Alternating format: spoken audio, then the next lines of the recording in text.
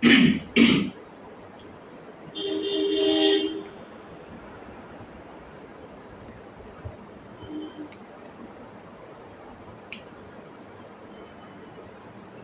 Hello friends, good evening all of you. Welcome to my YouTube channel teaching with Mukesh Kumar.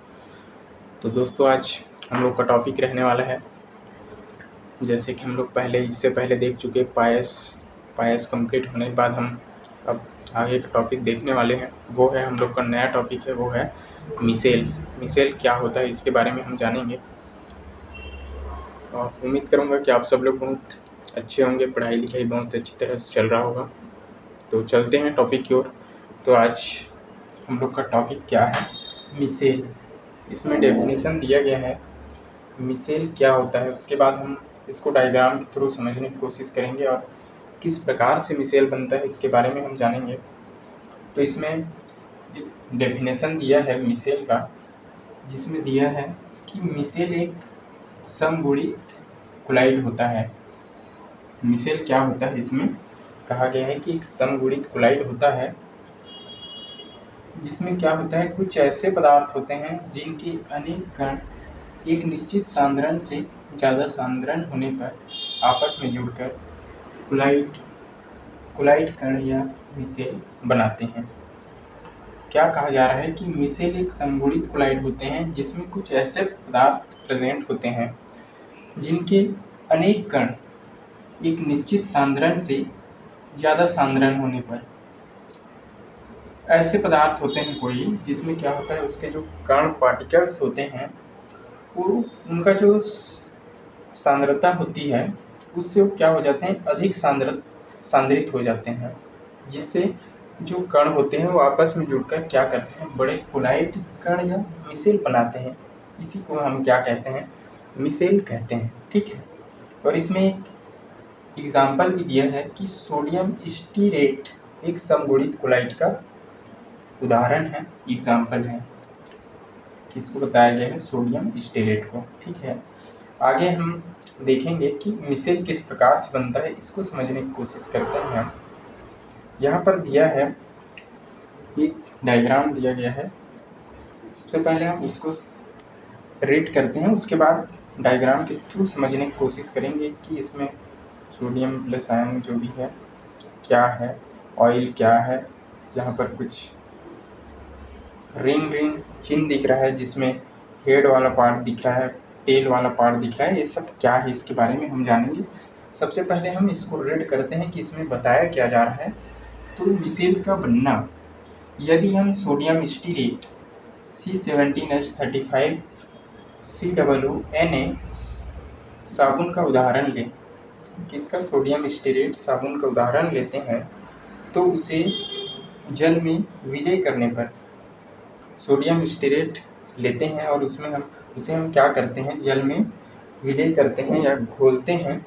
तो उसमें क्या होता है कि सोडियम प्लस आयन और C17H35 COO माइनस आयन प्राप्त होंगे। ये जो सोडियम स्टीरेट है, इसे हम लेते हैं और जल में क्या करते हैं, घोलते हैं या विलय करते हैं। तो क्या होता है, इसमें हमें सोडियम प्लस आयन प्राप्त होता है और एक प्राप्त होता है, वो है C17H35 COO माइनस आयन प्राप्त होता है। ठीक है। इसमें हम देखते हैं तो एन आयन जो होता है वो RCOO माइनस आयन और केटायन Na प्लस आयन। यहाँ पर R कहाँ से आ गया, इसके बारे में हम यहाँ समझने की कोशिश करेंगे।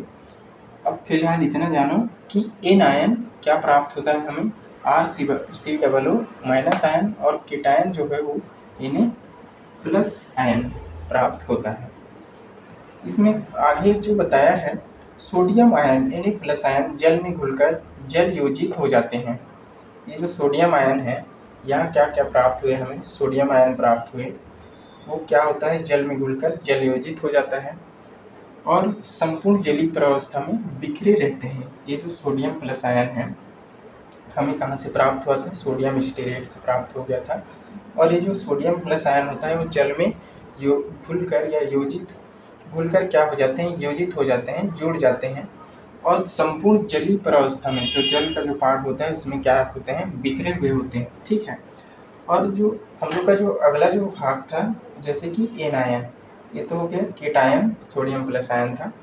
और एनायन जो है RCOO माइनस आयन के COO माइनस आयन भाग में जल के प्रति आकर्षण होता है और वह जल स्नेही हाइड्रोफिलिक भाग होता है। इसे एनायन सिरा कहते हैं। ठीक है, एनायन सिरा कहते हैं, मतलब एनायन RCOO माइनस आयन के COO माइनस आयन भाग में, यहाँ पर R और ये COO माइनस आयन, R जैसे कि यहाँ पर है sodium stearate 3C17H35 COO Na। इसको पार्ट अलग अलग आयनों में डिवाइड करते हैं तो एक हमें केटायन प्राप्त होता है सोडियम प्लस आयन और एक एनायन प्राप्त होता है RCOO माइनस आयन। इसके भी दो भाग होते हैं। COO माइनस आयन जो होता है वो क्या होता है, हेड वाला पार्ट होता है, और जो R वाला भाग, यहाँ पर जो R हम देख रहे हैं, R हमें इसको डिनोट किया गया है, ये C17H35 जो है, इसको हम क्या से डिनोट किए हैं, R से डिनोट किए हैं। यही है RCOO minus ion. RCOO minus ion में हम जब देखते हैं तो इसमें भी दो भागों में डिवाइड होता है। COO माइनस आयन जो कि हेड वाला पार्ट होता है और R भाग जो होता है वो टेल वाला पार्ट होता है। ये जो हेड है इस COO माइनस आयन वाला पार्ट होता है और ये जो पूंछ जैसे दिख रहा है ये टेल वाला भाग है जिसे हम R वाला भाग कहते हैं। ठीक है, और आगे इसी में समझाने का प्रयास किया है कि एनायन क्या RCOO माइनस आयन के COO माइनस आयन में जल के प्रति आकर्षण होता है। ये जो हेड वाला पार्ट है उसमें क्या होता है, जल के प्रति आकर्षण होता है और वह जल स्नेही या हाइड्रोफिलिक भाग होता है। इसे एनायन का सिरा कहते हैं। एनायन का क्या है, सिरा है क्या, COO माइनस आयन। और एनायन के हाइड्रोकार्बन वाला भाग जल विरोधी भाग होता है। हाइड्रोकार्बन जो R वाला भाग है, ये जो R वाला भाग है वो क्या होता है, जल विरोधी भाग होता है और वाटर में अविलय होता है। इसे पूंछ या टेल कहते हैं।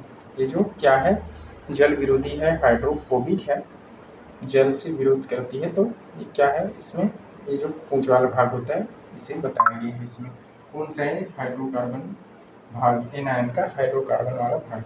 ठीक है, आगे है मिसेल सामान्यतः उन मॉलिक्यूलर के द्वारा बनते हैं जिनमें द्रव स्नेही द्रव विरोधी दोनों भाग होते हैं। मिसेल सामान्यतः उन अणुओं के द्वारा बनते हैं जिनमें क्या होता है, एक द्रव स्नेही और द्रव विरोधी, हाइड्रोफोबिक एंड हाइड्रोफिलिक दोनों भाग होते हैं। इन अणुओं के बीच क्या निर्माण होता है, मिसेल का निर्माण होता है, ये बताया है इसमें। ठीक है, मिसलर तंत्र के अन्य उदाहरण के रूप में हम देखें तो sodium lauryl sulphate CH3CH211SO3O- ion Na+ ion detergent के रूप में जो कि होता है। ठीक है, ये क्या है, मिसलर तंत्र के अन्य उदाहरण के रूप में हम इससे देख सकते हैं।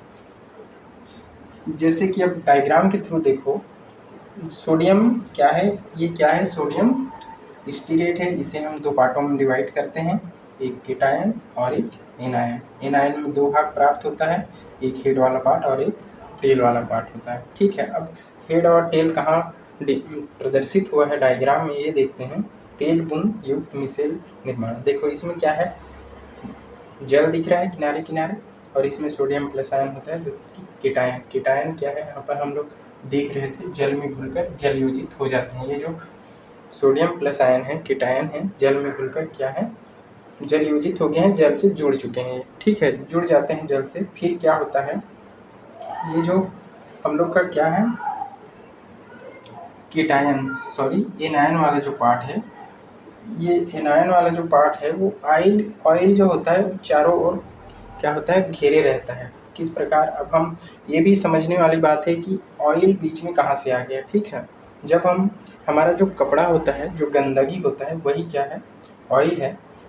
जब उसको हम धोने के लिए डुबाते हैं, उसमें साबुन लगाते हैं, तो क्या होता है, ये जो क्या है, सोडियम स्टीरेट है, उसका जो केटायन वाला जो पार्ट होता है वो जल में पूरी तरह से योजित हो जाता है और जो एनायन वाला जो पार्ट होता है, उसका जो हेड वाला जो पार्ट होता है वो क्या होता है, जल की ओर क्या आकर्षित होता है और उसका जो टेल वाला जो पार्ट होता है वो क्या होता है, जल को प्रतिकर्षित करता है और ऑयल की ओर उसका पूंछ क्या घिरे हुए रहते हैं। ठीक है, ये क्या है, हेड वाला पार्ट है जिसे हम क्या कहते हैं, ये जो हम लोग का हाइड्रोकार्बन वाला उसका आर वाला भाग है, COO माइनस वाला भाग है, वो क्या है, जल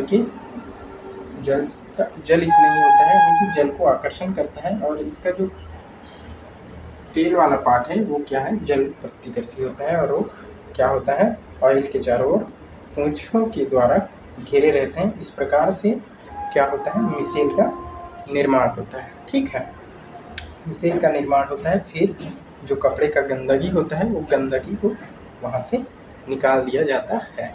तो उम्मीद करूँगा कि आज हम लोग का जो छोटा सा टॉपिक था मिसेल और मिसेल किस प्रकार से बनता है, ये आप लोग को बहुत अच्छी तरह से समझ में आया होगा। और जाते जाते यही कहूँगा कि अगर वीडियो पसंद में आया हो और टॉपिक समझ में आया हो या पसंद आया हो या समझ में आया हो तो वीडियो को लाइक करें, और चैनल में नए हो तो चैनल को सब्सक्राइब करें और अपने मित्रों दोस्तों के पास शेयर करें। मिलते हैं अगले टॉपिक में नया एनर्जी नया टॉपिक के साथ। तब तक के लिए वीडियो में बने रहिए, चैनल में बने रहिए। Thank you so much, bye bye.